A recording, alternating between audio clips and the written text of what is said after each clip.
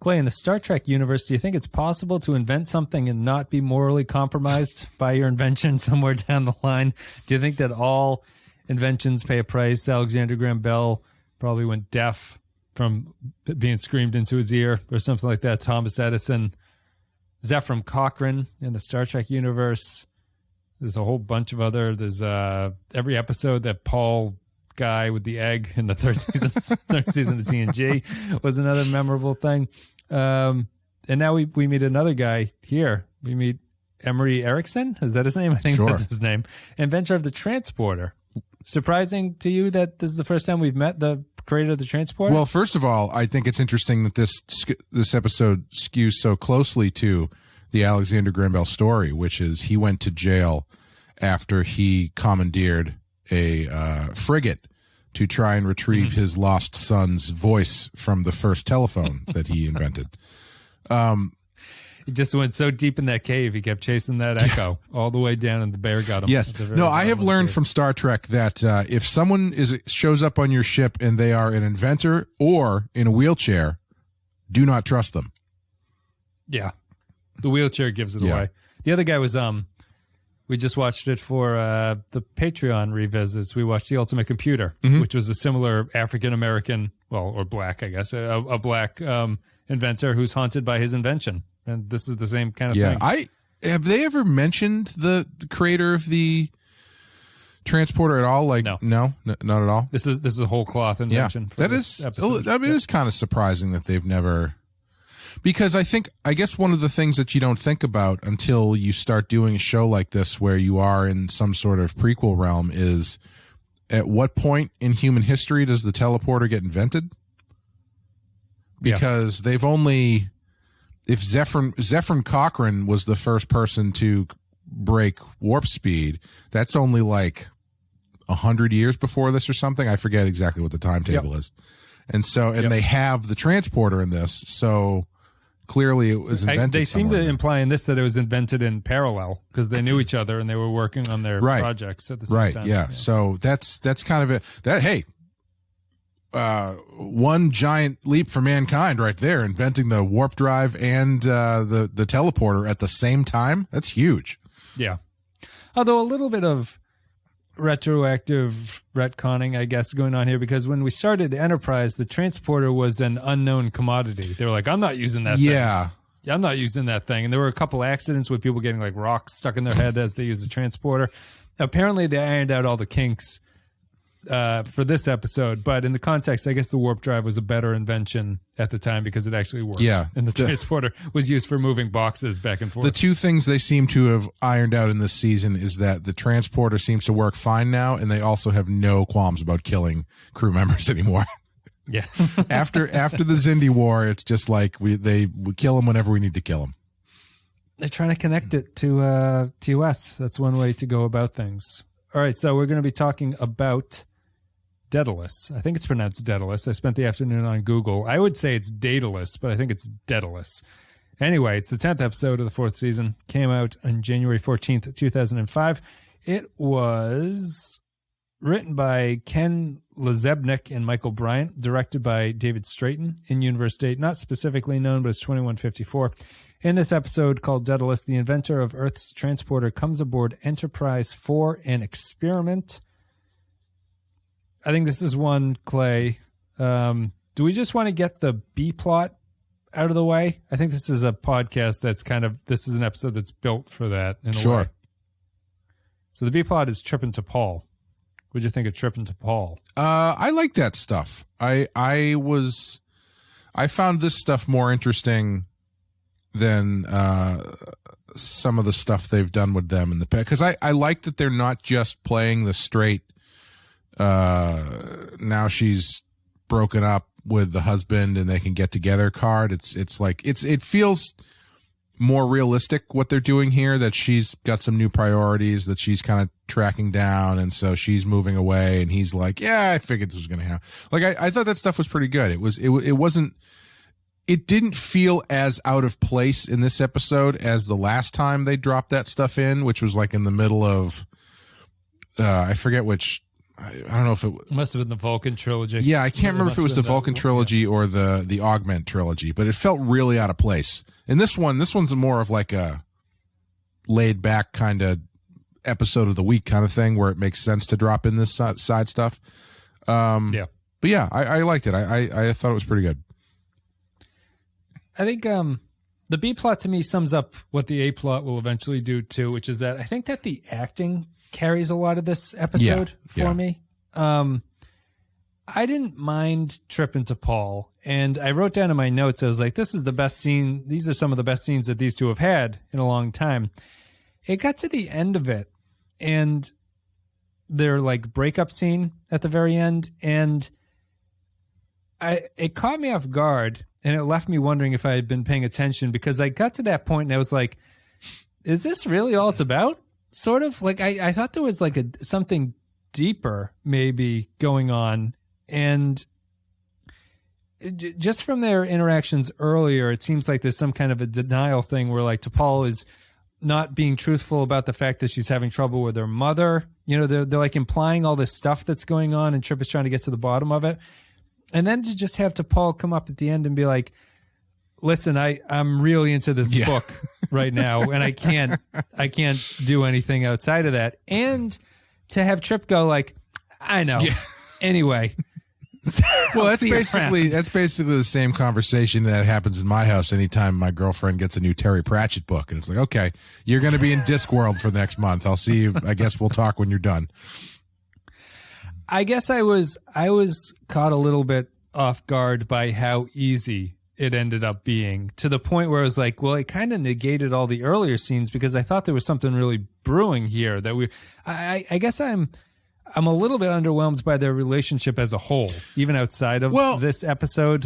Yeah, like I know what you're saying, but I kind of like that, because it's low-key Enterprise, which we tend to like. Yeah, and I find something different about the fact that, you know, they're setting up in this episode this idea that, oh, maybe she's not processing the death of her mother and all this other heavy shit. And then you get to the end and she's like, no, I'm fine. I've just got new priorities I need to focus on. Like, I found that kind of more satisfying than if there had been a scene where she was like, you're right, I can't process the death of my mother because my culture says that I'm not allowed to feel anything, but in the inside I'm dying. You know, it's like, okay, sure, we don't need to get overwrought with it. There's just, I don't know. I found something about it fairly satisfying. Yeah. Especially since I assume this isn't the end of their story. Yeah. I would also assume it has to continue. It's one of those things, like, I agree with you that I generally like the subtlety of Enterprise when Enterprise chooses to go subtle, or at least like low energy, to have a low stakes story. I think that the show generally does that stuff pretty well. It's to me, it feels part and parcel with T'Pol's entire development since the third season, which is that it doesn't really feel like it's got any juice to anything she does. Sure. She just kind of drifts around between places, and you know, they're trying to tie in the Kirshara in a way.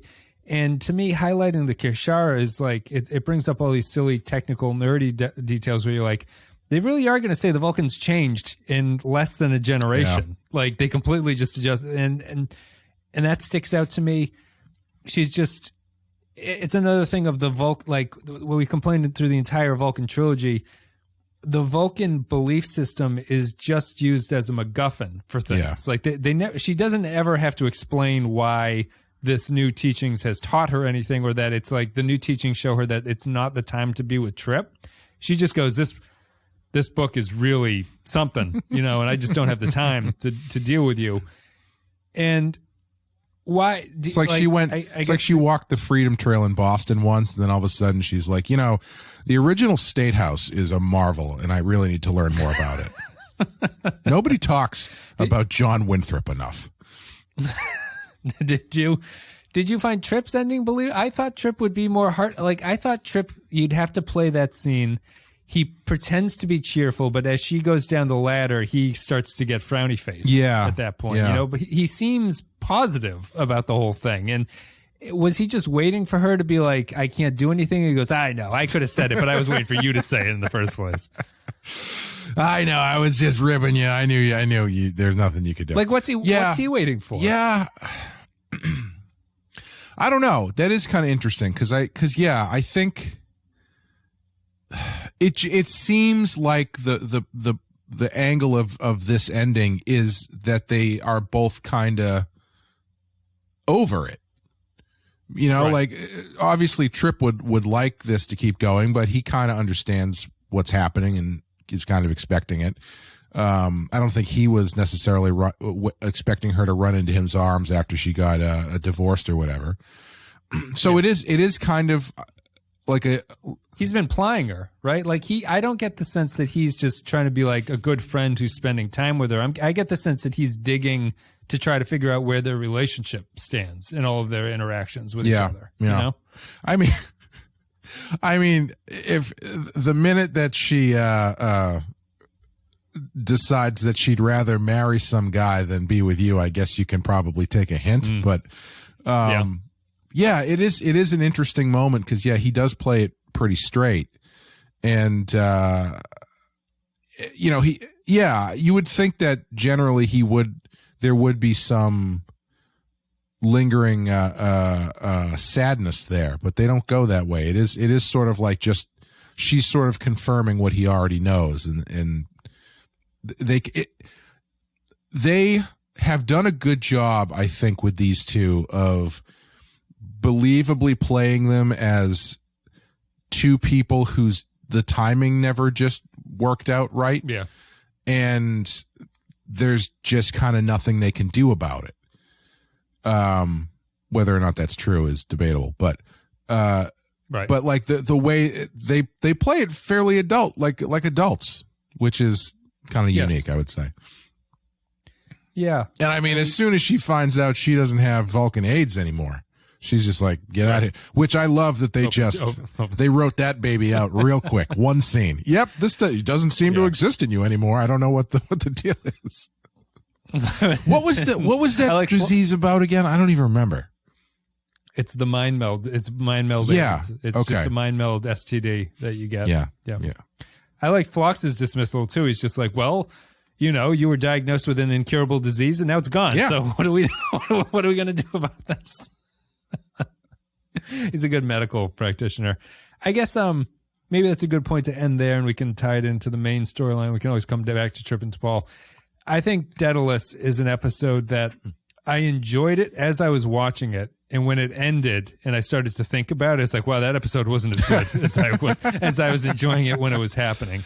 Did you have a similar experience, or what do you think about this one generally? I liked pieces of it. I liked it.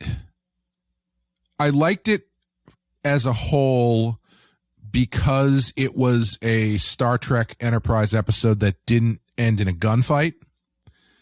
And it had a lot more. Feels very Star Trek. It does. It feels a lot like a TNG episode, actually. Yeah. Which is ironic because we just watched Schisms, which feels kind of like an Enterprise episode.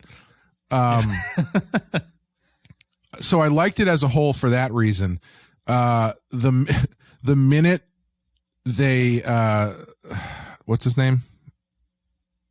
Emory Erickson. Erickson. The minute Erickson and his daughter have that first scene where she's like, we can't keep lying to them. I knew exactly what was going on. It's like, oh yeah, his son is trapped in the thing and they gotta, okay, sure. Have we seen the blurry monster at that point? I don't think so, right? No. But they've mentioned the son. Yeah, they mentioned the son was dead, and as soon as they had that moment where she's like, we have to tell them what's going on, I knew exactly what was happening. So I wasn't super like surprised by the plot. It's also Daedalus is the father of Icarus. Yeah. However, I did really like I think the highlight of the episode for me is probably the position that Archer gets put in, where he has to kind of make this call. He's got this interesting dilemma where he has to make the call as to what to do with this guy who has lied to him, caused the death of a crew member, but also is presenting this possibility of saving the life of his son, who is also one of Archer's best friends. Like, that's a really interesting ethical position to be in. I don't really know if they do as much with it as they could have, because it's not, the episode is not like about Archer's ethical choice or anything. So how much do you really spend time on that? But like the scene with him and T'Pol and Trip, where they're kind of quietly whisper fighting about it, I thought was pretty good. That's funny, because I was going to ask you, sort of one of the tracks that I had coming into this is like a way to start the discussion would be, Clay, I can give this one, like this sits somewhere on our 1 to 5 scale. I'll give it the higher end if you can explain to me what Archer is talking about in this episode, because I felt that this was just the return of Angry Archer from season 3. Oh, interesting. Where he gets pissed off immediately over, in a way that when Trip and T'Pol have a quarters scene with him, and they're like, "This guy's lying to us. Like, what the hell are we doing out here? We have to tell somebody." And Archer's like, "No, we're gonna go back out there. We're gonna find him, because there's this person that no one knows about that I was deeply connected with." And I was like, "Oh boy, this is not going well." I really didn't like Archer in this episode, because it felt like an overt reference to all the bad Archer decisions that he made in the first couple seasons, where no one is going to explain to this guy, this is not the right way that we're going to be doing this stuff. And he's Angry Archer from season 3, just where he goes off the handle over what to me does not seem a good reason. And I think that a bigger problem here is that I don't really even buy this excuse that Erickson comes up with, like, if I told you why we had to come out here, Starfleet would let us come out here. No, I mean, I could understand Starfleet not letting them go out there if they told him the truth, but there is absolutely no reason why he can't tell Archer the truth as soon as he gets on the ship, you know? Like, there's no reason that he needs to lie to him.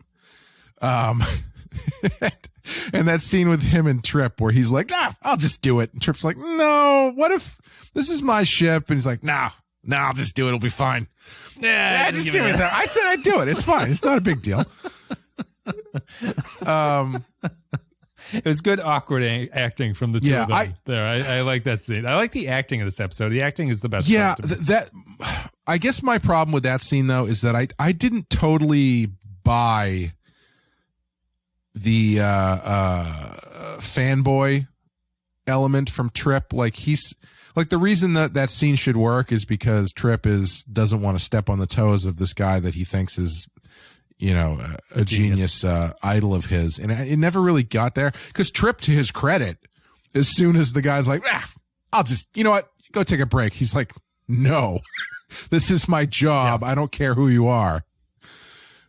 Well, it's also as I said at the start, the transporter was flawed technology. It would be like a car mechanic being like, you designed the Pinto? Yes. Holy shit. Like, what the, like, it's a flawed, it's nowhere near the warp drive that has gotten them around. Like, meeting Zephyr Cochrane, I think, would give an idea of that kind of reaction. It felt forced to me that the transporter guy would inspire such feelings in Trip. Well, I don't know. I mean, it's as revolutionary a piece of technology as the warp drive, I would say. It is. Yeah. So it's like, I just don't think it doesn't work as well. Like, well, it's like Zephyr Cochrane invented the Cadillac. Emory Erickson invented the Lincoln, I guess, the Lincoln Continental. Yeah. But yeah, that I didn't mind Archer flying off the handle a bit in that scene, because well, just because the position he's in is a really interesting position, because this person that he is a family friend of, that he has immense respect for, lied to him, killed one of his crew members, and now he's kind of, which is reason enough to be mad. Plus now he's in this position where he's like, well, we may as well do something constructive while we're out here, instead of just bringing this guy back to go to jail and have to deal with the fact that someone's dead. So I kind of get the position, the angry position that he's in. Yeah, I don't think they executed. Yeah, this. it might be too much. It might be too much, but yeah.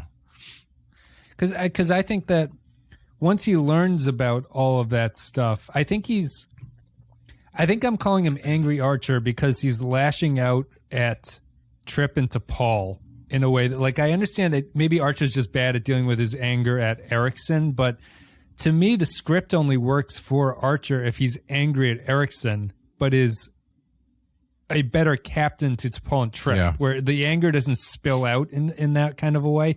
Because if the anger starts spilling out, I think that you have to write a reason why that would happen in the first place. Like, Archer's anger spreading everywhere should kind of have an impact on the story. Otherwise, it's just these weird scenes where he's yelling at Trip in a hallway, telling him to do something, and it's like, well, Trip's kind of got the right idea. Like, he's been lying. We don't know what the hell's going on out here. Why don't we go back and figure something out? And it's, I think just so much of the story is so tenuously held together by these like very flimsy motivations for the characters that are doing things. I think it undermines the biggest weakness to me here is that in contrast to someone like the Zephyrin Cochrane character who goes through First Contact and then he's in the Metamorphosis TOS episode, which is a really good episode, I don't feel like you settle into anything with Erickson. I walk away going, am I supposed to like this guy? Yeah. Like, after his son dies, everyone's kind of cool with him, and he's still a little bit of a jerk before he beats off. And it's like, well, am I supposed to? Is this a tragedy for this character, or did he get over it? Yeah, what is I think what is missing here, and it's tough because like I said, this is not an episode about ethical dilemmas, really, at least from Archer's point of view. But I think what's missing is you don't really get a great sense of the relationship between Archer and this guy. They have like one scene. They're kind of fighting, right? You're fighting for screen time because you've got Erickson's relationship with Trip, and then you've got Erickson's relationship with Archer, and they're both kind of occupying similar space, right? So you don't really get enough time to explore either one of them and make those relationships matter to the plot so much. So that's why you end up getting a lot of like dialogue stuff where it's like, oh yeah, you and my brother were best friends when before my brother died in that freak accident or something. Also, does nobody know how the brother died? Because, you know, right. What happened to him? Where's the body? Yeah, well, or if they know, shouldn't they be a little bit wary of any more experimental transporter things this guy wants to do in deep space? Oh, it's it's not a big deal. I just want to go back out to the scene of where my son died and try some new technology out to see. I don't know, if I can transport an orange 50 light years away.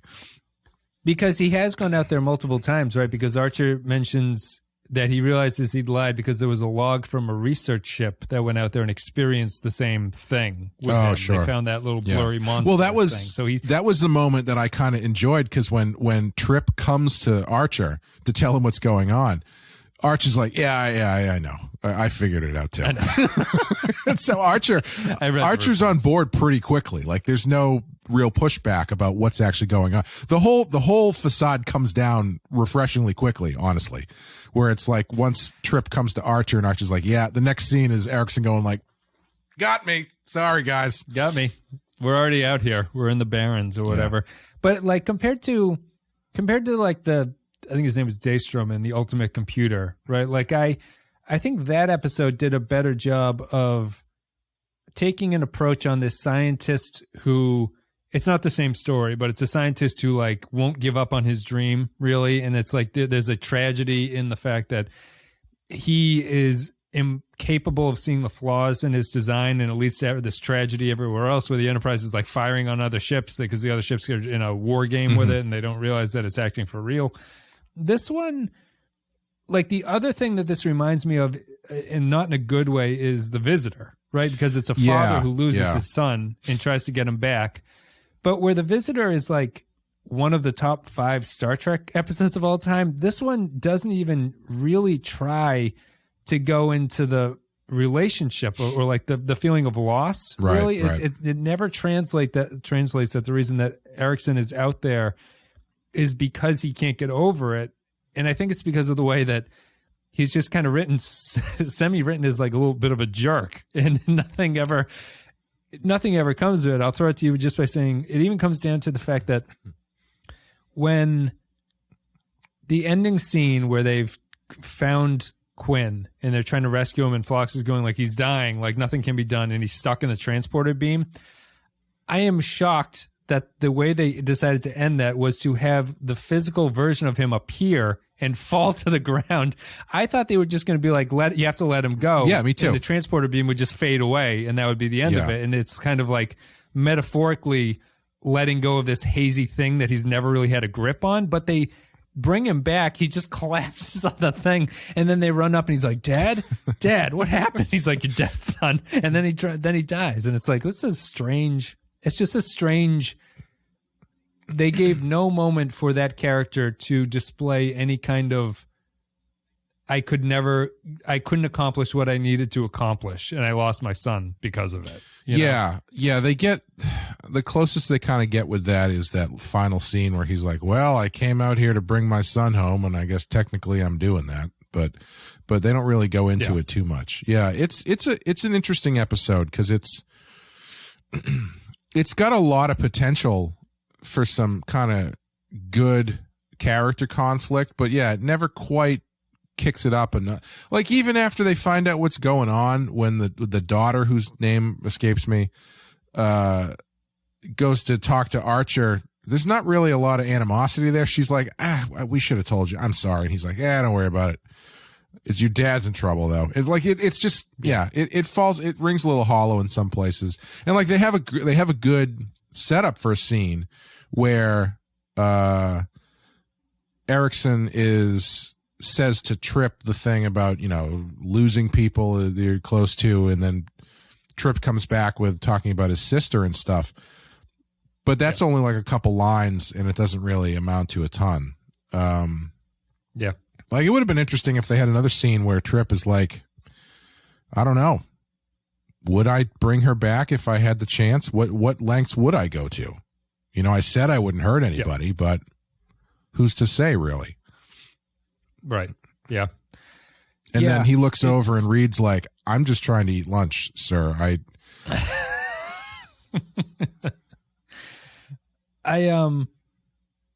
It's funny because while I was watching it, I think I was pulled in, as you were saying, by the sense that I was like, oh, this really feels like a Star Trek episode. Yeah. There's like in some ways it's cliche because it's the inventor who comes on board and he has done something wrong and he's going to try to fix it. I was like, I guess maybe an interesting question for you is, I don't like the way Archer handles this here, but is it insightful to compare and contrast to how the other captains would handle this thing? Like, what's interesting to me, like if this was a Picard show and Picard was the captain of this ship, I think that Picard is in some ways better equipped to draw the point of Erickson out of the character than Archer is. Like there's Picard being this like paragon of virtue thing would bring a little bit more attention to what Erickson has done. Like I can see him being like, I don't think I like the familial relationship between Archer and this guy because I think it undermines any kind of criticism Archer can have of him in a way that Picard would be able to actually question this character. I think Kirk is kind of the same way. Yeah. And maybe it's just a familial thing, but I see those captains as more incisive in seeing a guest star character come on and they are able to highlight for the audience what the conflict is there, and it helps. Yeah, I think, and I wonder if this is a problem with modern I don't want to say modern TV because that's a broad, like it just feels very easy and kind of a trope of modern television that there's so many people in this show that have some sort of connection to Archer. It's like he's got everybody he comes in contact with. Small world, small universe. Yeah, and it's like the beauty of Picard was that you could still tell these great stories that were, as you're saying, kind of enhanced by the fact that Picard didn't have a dog in the fight. He's just facilitating, and I guess that comes with when you get to TNG, the Enterprise is such a big ship at this point that he's more of like a captain in the cruise ship sense, or at least like a he's a figurehead. Yeah, like he's above it all. Yeah, then he is then the captain in this enterprise, which is more on the same level as everybody else. And I think having him have that relationship with these guys does undercut it a bit because, like I said, it's occupying the same space as the Trip stuff. Excuse me. And if Archer is removed from that personal relationship, you can put that focus on Trip and put that lean into the don't meet your heroes type thing, combined with the idea that he's trying to get back someone close to him that he lost. Trip has the same thing, but he has these lines he wouldn't cross to do that. And then your objective, quote unquote, captain can draw more of that stuff out, like you're saying. Because I can as soon as you started talking about it, I was picturing it in my head, and it's like, Picard pulls this stuff out and deals with this in a much different way. That allows these characters to tell this story because he's not connected to them. In this show, however, everybody has a connection to everything, especially Archer. So you end up getting into these, these stories that are all hinging on the idea that the reason this is important is because Archer cares about them. And well, the plot's enabled because Archer knows this guy is one of the major reasons why he allows the act to continue. Right. And it's just like, I don't find it effective because we don't know these characters. I could buy it on a intellectual level, but it's like, come on. Yeah. I don't buy this really. I think what they would probably, if you want to kind of split the difference between Archer and Picard, I would say Archer's father knew this guy, but it's not like it's not like he Archer was hanging out with his daughter at their house or whatever. Sure. They were colleagues. Yeah. And his father had respect for this guy and his work, but they weren't like buddies or anything. So that way there is some connection, but it's enough to give Archer some professional courtesy influence, I guess. Yeah. Influencing his decisions, but not so much that it turns into him having a emotional breakdown about it because they need something for him to do. Yeah, for Archer in this episode, I needed him to be more concerned about the ship being in danger than he was. He's fairly, all things considered, I know he's upset about things considered, he took the death of that crew member pretty good. Like ultimately, they killed a crew member. And they fucked up to Paul's hand. Did her hand get better? I don't know. Did they she waved off Phlox? Did they push silly putty her hand back into the normal shape afterwards? At the ending scene, she just puts her grotesque hand on top of Trip. Yeah, maybe that's why Trip was fine with it. He's like, you know what? I think we're good here. I would...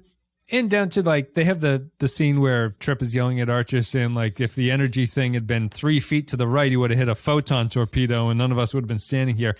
On the flimsiness of the Archer relationship with Erickson, I have a hard time with Archer continuing to keep the ship in danger for something like that, where the Picard struggle adds a little bit to the narrative because Picard is dedicated to pulling out of that situation. There's more of a sense of there's a trade-off to be made here. Mm-hmm. And even if Picard ultimately goes along with it, it's one of those sequences where Picard is in the seats as the ship is shaking and the Erickson's trying to do something in the background. He's like, how much longer, Doctor? Or something like that. This doesn't have any of that stuff. And I thought it was a bad showing for Archer in general. Yeah. That's pretty much the end of it. The only other thing that I wanted to point out because it was such a jarring choice was in that last sequence when they are trying to pull, what's his name? Quinn. When they're trying to pull Quinn out of the thing, they were doing these really weird zoom shots where they would just zoom in close on Erickson's face a couple times, and it was a lot of close-ups. Yeah, it's not. You don't notice how little the zoom lens is used in modern shows until somebody uses it. Yeah, the Enterprise has been this switch to digital. They are big on close-ups this season. A lot of close-ups. See those pores, baby. I don't know if I'm misremembering. I feel the lighting this season is fantastic. Yeah, it looks I feel good. that the ship looks Yeah, great. it does.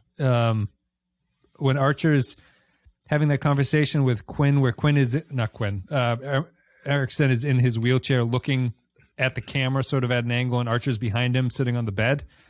I thought it was lit beautifully. Looked fantastic. It was a nice little mood piece. Yeah. I had one thing I wanted to ask you before we disappear here. Just the fun bit of trivia camp that all of the side effects that he claims critics have about the transporter actually turned out to be true in upcoming episodes of Star Trek. So like the neurosis and things like that. And also he mentions he just makes the nice meta comment that he's like, some people say when you come out the other end, you're not the same person. I say balderdash to that. And it's like, well, it's an argument to be had, I think. Did they cut over to Trip and have him look like he's never considered that before? He was like, oh. Holy shit. And he's been cloned. That's right. Yeah. Send Sim back through the transporter. Some people even say that if you do it right, you can create a secondary version of yourself based on the information that's in that transporter, but I don't think so. Name him Tom. Shave his face. No touching on such things. I honestly, the thing we just watched The Fly for our Patreon thing, the 58 one, and when he was describing what happened to his son, I kept expecting him to be like, and he went into that beam, and then he was there for a long time, and he came out with a fly for a head. We finally caught the tiny fly. We're going to put it back in and bring my boy home. Send him in. One weird scene that didn't tie in, and I think they were going for the metaphor, which I understand the metaphor, but he's obviously been disfigured by working on the transporter when he has those injections into his daughter. Oh, yeah. Injection in the back. Yeah. I guess I didn't really think about that, but yeah, that's a good point. Yeah, I think it has. I guess it's a physical manifestation of the damage that things of like his son dying have happened. But it ties into the weakness of Erickson to me in that he's not particularly focused on an inventor who's been driven to the brink from his dedication. For me, just a final point. For me, I was very surprised by the ending of this, where it's kind of a happy ending. I feel he should be kind of shattered by what he's become and what he's done to these things. But they traded as once he gets his son back, he's just like, well, I guess I'll just be going back home. I understand to a point the decision to have them actually rematerialize his son only to have him die again, but it's like, realistically, is that not going to do more damage than it's like, we did it, we got him, oh, he's dead again, shit. It's been I thought that was cruel and unusual to do that. He's been living with the idea that, well, I guess technically he's been living with the knowledge that his son is out there, so I guess that's technically not the same thing as living with the knowledge that your son was dead only to have him pulled from you again. But I guess the way I would assume the rationalization is that this allows him to finally have one final goodbye or something. But yeah, I was also really surprised that they didn't just have the signal dissipate or whatever. Last question before we go to final thoughts. Is the son in control of what he's doing? Ooh. He's clearly hunting ships, right? Because he appears in ships and he's walking around them for some reason. Why is he touching people if he's in control of things? Or does he not realize what's going on? I assumed he didn't know what was going on. That it was just, instinct or something. I guess that makes more sense with the dad, what's happening to me at the end. If he's been totally unaware. Okay. All right. We'll go with that. So that's it. Thank you very much for listening, everybody. Hope you enjoyed the show on Daedalus today. if you want to support the show, this podcast, you can go to patreon.com/thepensky File. It's the best way to support us. A couple dollars a month, you get extra stuff. There's extra podcasts. We put out a whole bunch last month for Halloween. If this is coming out, this might be December, actually. We put out a lot of Thanksgiving content, too. So you can check that out. Patreon.com/thepensky File. A couple dollars a month, you get access to 100-plus podcasts. You get to support the show. You feel good about yourself. You ensure that we cover Voyager. Blah, blah, blah, blah, blah. Thank you very much. And as always, our Captain tier supporters, the top tier, get a very special thank you. Samuel Custer, Tarek Latif, Joint Mango, Andrew Trilla, Cal Barrett, Mike Burnett, Matthew Ross, Christian Pausch, Brandon Howells, Michael Pond, Matt Cutler, Nick Sergey, Grim Santos, Sean Bradley, Killens, Dwayne Hackett, Darth Moss, Paul 13 Hero, Kevin Reyes, Jordan Cooper, Russell Elwood, Stephen Minton, HH28, Nick the Red, Derek Zajac, Paul Roscoe, Jake 123, Point Extra G, Patrick Seba, Dave Davies, Johnny Franceschi, Captain Brazen, Eric Stanchon, Jake Keys Gamer, Kevin Lowry, William Scheisler, Rayhan Jaffer, Soylent Blue, Zane Majors, Olivier Pardue, Diz Brother, Edmark Star, Retail, Grapple John Zorn, Tom Hickey, Jose Hunter, ZWNF Remixes, Captain McMunchausen, James McLennan, Beal, Jonas, Tommy Tango, Tuvix Must Die, Chris McLaughlin, and Mutilated Puppet. Thank you very much, everybody, for supporting the show. Why did Daedalus make those wings out of wax? Did he not understand how wax works? Like They had to escape the prison. Yeah, but I guess if it was all he had. I guess if the idea is don't fly too close to the sun. So I guess it's Icarus who was really the idiot here, not Daedalus. Yes. Yeah. I think Daedalus tells him not to do it. So it's a little, there's not much similarity to the story other than a father loses a son. I do like the story of Icarus, though. I think that's like it's a pretty good tragedy, like to escape this prison with your son only to have him die in the process. Because he doesn't listen to what his dad says to do. Always listen to your parents. I don't remember what maybe it's just a fable and you don't need to, but he doesn't seem to go up and get Icarus and tell him like, come back down here. It's too hot up here, this close to the sun. I don't know if they get separated or something. Yeah, I don't remember. It's been too long since I've read that. But patron comments Kid Icarus, on the other hand. Yep. Nintendo game. If you have that original cartridge, that's a pretty penny on eBay at this point. I only know that character from the Captain N cartoon show. Yep. Excuse me, princess. I had never played the game Kid Icarus before, but I knew him from that show. And then I think at one point, years later, I played the game and I was like, oh, this is just like every other Nintendo game, which is not very good. Chris Pratt going to be playing Mario in the new Super Mario Bros. Oh boy. Is he going to be doing an Italian Mario accent? Hope to God, yes. It's animated, so it's not like it's Chris Pratt wearing a red Mario hat. I hope to God that they just are take it's the most offensive. Yeah, no consideration whatsoever.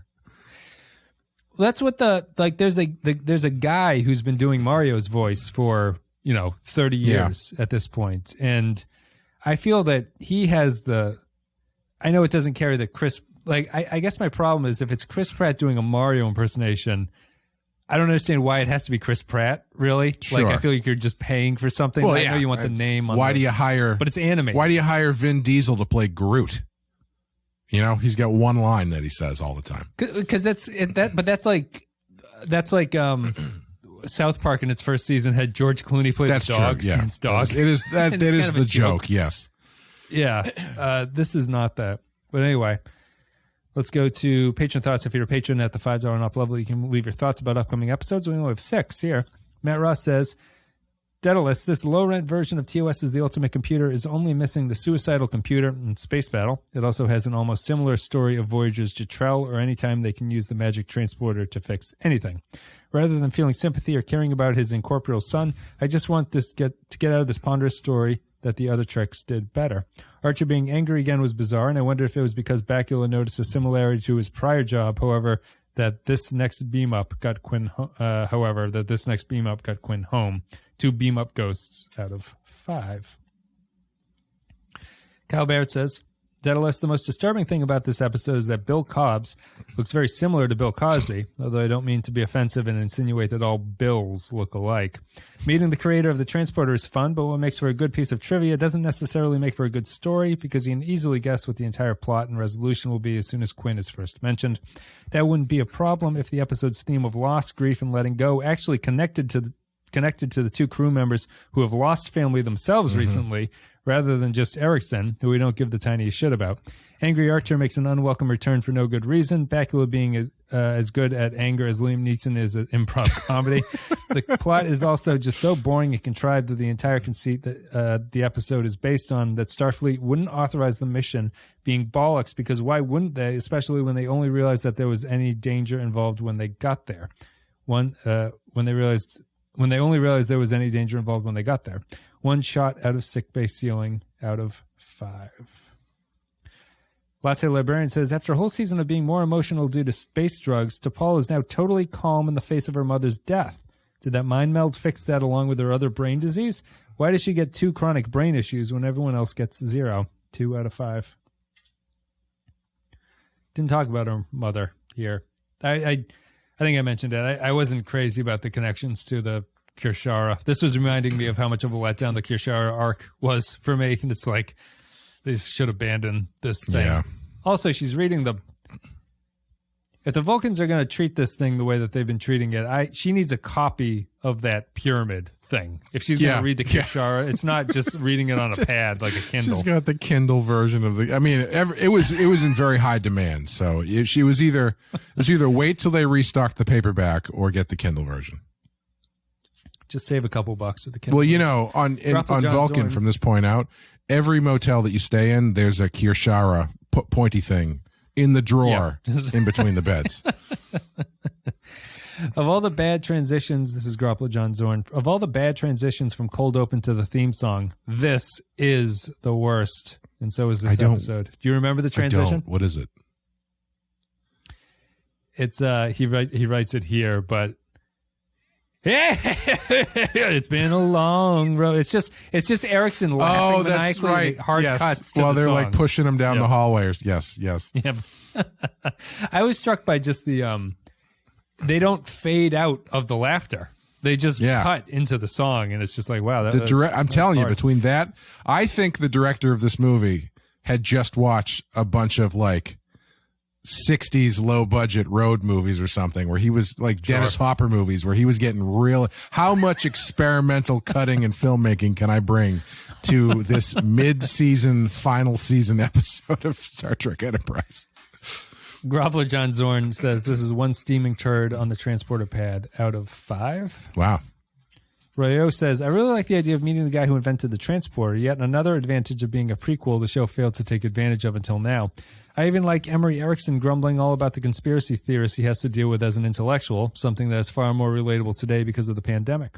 I even like the reference to all that quote-unquote metaphysical chatter about whether or not a person who arrived on the transporter was the same person who left and not some weird copy that happened among the fandom that was even referenced in an episode of Breaking Bad, supposedly used as the explanation as to why Dr. McCoy hates transporters.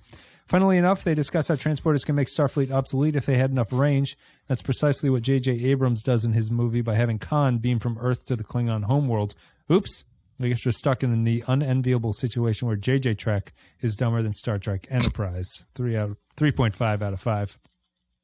Final comment. Nick the Rat says, Daedalus, Ghost in the Transporter. They could have done a lot more with this episode, much like I could have done with this comment. 2 out of 5. Thank you very much, everybody, for leaving your thoughts about Daedalus. The low scores here. A couple ones bringing down the average of the room. What are you going to give it on our scale of 1 to 5? It's tough. Also, first, I guess we should mention, first standalone of season 4. Oh, if you yeah. don't count the good point. opening episode, which is sort of coming home. Yeah, it's tough because I did like that, how much it felt like a Star Trek episode. But I do agree that it does not do with that as much as you could. So, I mean, I'm going to be non-committal and say 3. Okay. Kodo and Braga say that this is their least favorite episode of the 4th Really? season. Interesting. Okay. Yeah. I'm going to give it a 2. I think it has watching it, I was like, oh, this is a 3. I wonder if it's ever going to get to a 4. But when it was over, I was like, oh, it was just a straight 2. It was faking me out the entire time. I didn't dislike it. I think it just shows the growth that the show has had in the 4th season, where like it seems like it's doing better, even if it's like fundamentally not a better episode at its core. I just think it has a lot of weaknesses. It never settles on the right theme that it wants to apply. It uses Archer when, as you were saying, like Trip is the more believable character that should be bonding with him. Spreads it a little bit too thin. It's a knockoff of, not a knockoff. It does a less good job of doing what the Visitor was trying to do. It does a less good job of what Ultimate Computer did. I did like that. It felt like a Star Trek episode. Few were good. I'm going to give it a 2. Few were good. Not less good. 2 for me, 3 for Clay. I think we're done with that episode. Thank you very much for listening, everybody. Hope you enjoyed it. Patreon.com/ThePensky File if you want to support the show there. Clay, do you have anything you want to say before we go out? Amanda and I are continuing our coverage of the Friday the 13th series on Patreon. We did Jason X in October, Freddy vs. Jason in November, and in December we'll be rounding it out with the remake of Friday the 13th. I don't know what we're going to do next year because there's no other film franchises that fit so snugly within the 12-month calendar we've all agreed upon for the last few hundred years. You have to do two six-parters. Yeah. Well, it fits so well because not only were there 12 installments, but none of them are on our normal Rotten Horror Picture Show list. Yeah. Whereas we've already done. What about Puppet Master? How many Puppet Masters are there? Well, no, I don't think there's 12 Puppet Masters, but yeah, we're also making our way through that list, the ever-changing Rotten Horror Picture Show list, and Badass will be done by this point. We might be on hiatus, but we should be doing at least 1 or 2 special episodes before we come back with Batman Beyond. Sounds good. Thanks, everybody, for listening. Hope you enjoyed it. Check out everything else on the YouTube channel. Check out blah, blah, blah, all the other podcasts and everything that Clay mentioned. We're done. The next episode is Observer Effect, which is another standalone. And I think there's only 2 or 3 in the entire season. So that we're getting close to being the last of the standalones. Observer Effect. How many episodes do we have left total? It. We have, I think we're just about at the halfway for season 4. Let me see here. Season 4. So we are at episode 10. There are 22, but there are 2-parters in the second half. So we're like halfway. 2-parters that we will be covering as one episode, 2-parters? As one episode. Gotcha. Okay. Yeah. So that's it. We're almost done. We're halfway to the end of season 4. It'll go quick. Yeah. That's it. We're done. Thank you very much for listening, everybody. We will see you later.